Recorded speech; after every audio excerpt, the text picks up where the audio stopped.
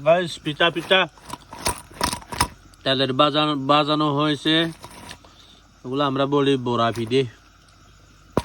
ওই যে দেখুন একদম মুছে হচ্ছে, বাজি করা হয়েছে। কালে আসো গাইস। গাইস দেখুন মাটির চুলাই হচ্ছে বাইরে, ওই যে তেলে ভাজা হচ্ছে বড়া পিঠা।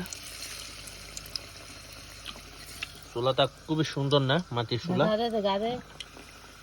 তো আমাদের গ্রামে হচ্ছে এখন যেহেতু শীতকাল, তো শীতকালে হচ্ছে বাইরের চুলা হচ্ছে এভাবে হচ্ছে তৈরি করে রান্না করা হয় খুবই সুন্দরভাবে।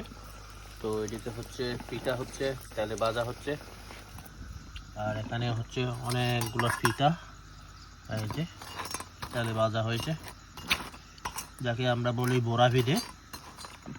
এই যে তো সবাই খাইলে